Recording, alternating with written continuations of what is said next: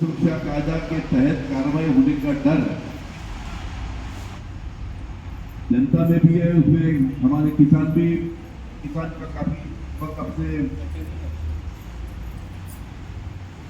अपने मांग के लिए आंदोलन करते हैं, मोर्चा करते हैं, उनको भी डर है। कामगार, विद्यार्थी, पत्रकार हमारे भाई कुछ सरकार के खिलाफ में कुछ लिखने में आया, सरकार के खिलाफ में तो उसके ऊपर भी जनता सुरक्षा कायदा ये लागू करके उनको जेल में डालने का काम भी जन सुरक्षा कायदा के तहत हो सकता है। ऐसा डर सभी हमारे किसान, कामगार, पत्रकार, विद्यार्थी को है। तो इसके बारे में काफी नाराजगी लोगों के बीच में है। आपको बताया, मैं कल ही गढ़चिरौली में इसका उल्लेख किया। गढ़चिरौली में मैं बताया कि आज भले जन सुरक्षा कायदा का जो है कि अच्छे काम के लिए कायदा हम ला रहे हैं, इस प्रकार का राज्य शासन से बताया जा रहा है, लेकिन इसका गैर इस्तेमाल हो सकता है और इसका गैर इस्तेमाल होके किसान, पत्रकार, विद्यार्थी, कामगार, इनके ऊपर भी इसका गैर इस्तेमाल करके कार्रवाई हो सकती है। आपके मालूमात के लिए मैं बताना चाहूंगा कि जिस प्रकार से ईडी के कायदे का गैर इस्तेमाल किया गया, आपको बताऊं मैं 1990 में 1990 में यूनाइटेड नेशन ऑर्गेनाइजेशन में, यूएनओ में जो यूएनओ के मेंबर थे, सब जो देश उसके यूएनओ के मेंबर है,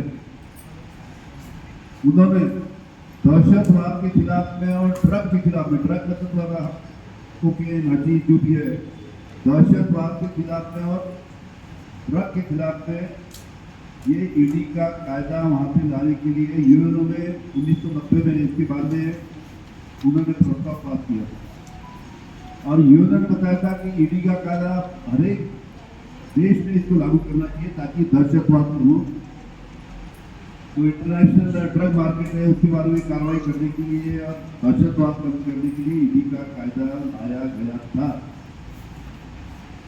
ये कायदा महाराष्ट्र, ये कायदा इंडिया में चिदम्बरम साहब ने 2004 में लागू किया और 2004 में लागू करने के बाद में दहशतवाद बाजू में रहा, ईडी बाजू में रही, दहशतवाद बाजू में रहा, ड्रग बाजू में रहा। तो विरोधक है, सत्तारूढ़ पार्टी की जो विरोधक है, उसके ऊपर एक कायदा महाराष्ट्र में, महाराष्ट्र के बाहर भी इसको लगाना चालू है। उसी प्रकार का गैर इस्तेमाल, जैसा ईडी कायदे का गैर इस्तेमाल हुआ, आपके मालूम के बताऊंगा, पूरे दुनिया में, भारत छोड़ के पूरे दुनिया में ईडी का कायदा सिर्फ दहशतवाद और ड्रग उसके खिलाफ में यूज किया जाता है। सिर्फ भारत में ये कायदा जो है ईडी का सिर्फ अपने सत्तारूढ़ पार्टी के जो विरोधक है उनको जेल में डालने के लिए, उनके ऊपर उनको अंदर डालने के लिए इस्तेमाल किया जाता है। तो ये ईडी का जिस प्रकार से गैर इस्तेमाल हुआ, उसी प्रकार का जन सुरक्षा कायदा का भी गैर इस्तेमाल हो सकता है। ये डर लोगों के बीच में है, तो इसके बारे में भी सरकार ने काम करना चाहिए। और आपको पता है कि हाल ही में सुप्रीम कोर्ट के chief justice of India mister recently Gavai साहब ने कर्नाटका के चीफ मिनिस्टर, उनके पत्नी के केस के बारे में जब उन्होंने अपना निकाल दिया, वर्डिक्ट दिया, तो उसमें उन्होंने अपने निकाल में उन्होंने बताया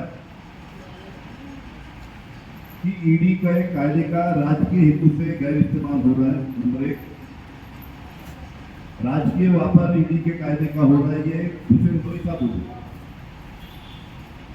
उन्होंने आगे यही बोला कि राजकीय पार्टी को, राजकीय नेताओं को अपनी लड़ाई मतदारों के बीच में जाके लड़ने दो, आप उसमें क्यों हस्तक्षेप करते हो, तो उनको मदद करने का काम सत्तारूढ़ पार्टी लोग करते हैं।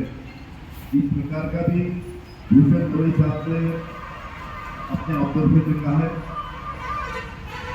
और उन्होंने आखिर में ये कहा है कि मुझे पता है कि ईडी का किस प्रकार से महाराष्ट्र में गैर इस्तेमाल हुआ है मुझे पता है कि किस प्रकार ईडी का महाराष्ट्र में गैर इस्तेमाल हुआ है। इस प्रकार का गैर इस्तेमाल अभी पूरे देश में जो हो रहा है, इसको बंद करो, नहीं तो सबको तुम्हारे ऊपर कार्रवाई करना पड़ेगा ईडी के ऊपर। इस प्रकार का ऑब्जर्वेशन में खुद चीफ जस्टिस ऑफ इंडिया ने किया है। ये मैंने आपके ये आपको जानकारी के लिए इसने बताया। इसी प्रकार आपको पता है कि जब वीपी सिंह साहब जब देश के पंतप्रधान थे, वीपी सिंह साहब ने मंडल आयोग उन्होंने लागू किया था। उन्होंने दरखास्त की थी कि सभी राज्यों में ये मंडल आयोग का अमल बजावनी इसकी होना चाहिए। ऐसा जब उन्होंने अमल किया, उस टाइम महाराष्ट्र के जो मुख्यमंत्री थे, उस टाइम महाराष्ट्र के मुख्यमंत्री माननीय शरद पवार साहब, और शरद पवार साहब ने उस टाइम मुख्य